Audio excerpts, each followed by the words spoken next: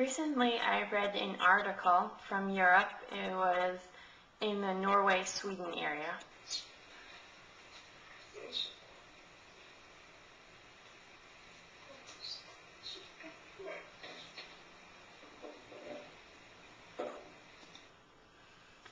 It was about the teenagers there and connecting it with technology.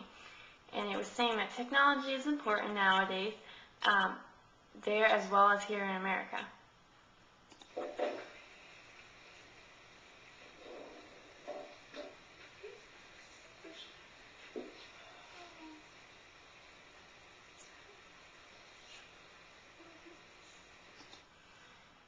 There was a woman on the committee that brought up the concern that if this area is not permitting kids to use the technology and use phones and learn how to text,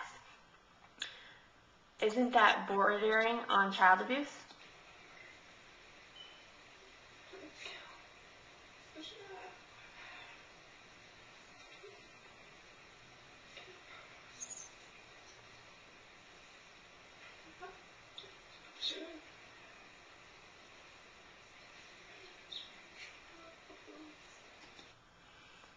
Her reason for calling it abuse is because these children not being able to use the technology are losing abilities to learn. Learning how to text and use technology, they can bring with them throughout their life. And not being able to do that is abuse to them.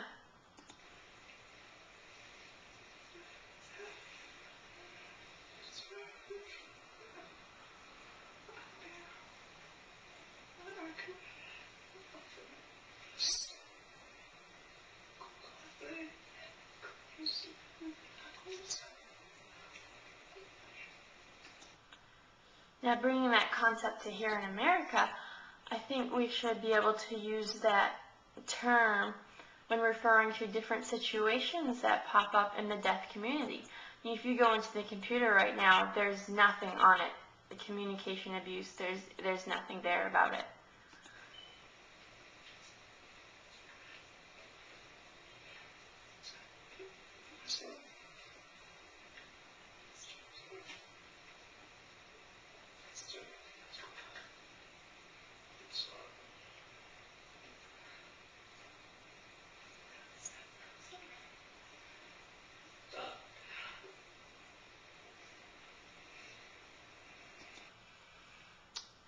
A while ago, I joined a group. There was a bunch of hearing and deaf professionals, and we discussed and debated over these situations. And one situation that popped up was a deaf child in school, and he did not understand his teacher because of her lack of signing ability. So he went to his deaf guidance counselor and asked, what can I do here? I'm stuck. And he got a reply of, you're just going to have to put up with it for a while.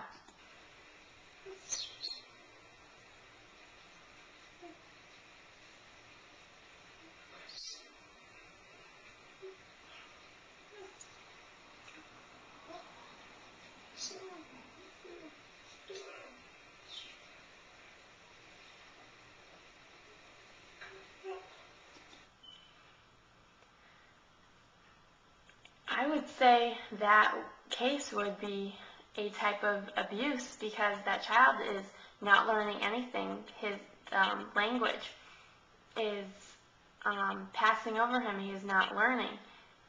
But other professionals in the group were, I don't know if we can call that that strong of a word, the word abuse. But what would you call it?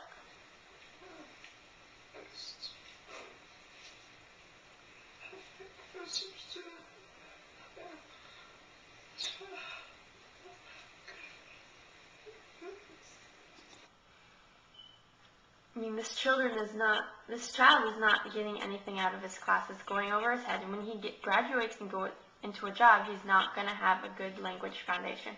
I call this abuse.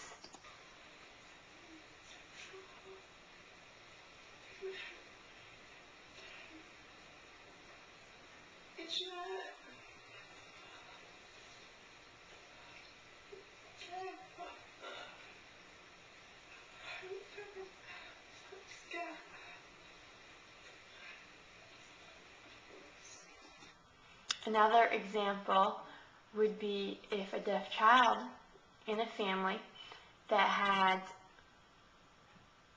efficient funds, they had efficient funds to provide a video phone, internet access, and lights for the doorbells and phones and alarms, but they did not. How is this child ever going to learn how to live independently? How are they going to go on in life?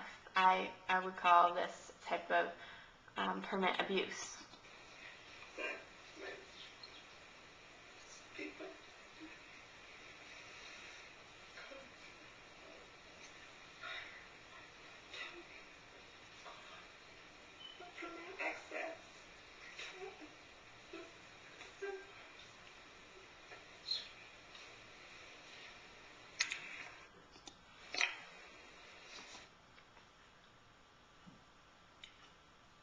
And again, there's so many different situations to be brought up, but not many professionals want to call it such a strong word as abuse. But if Europe is explaining what's happening there with the word abuse, why can't we here?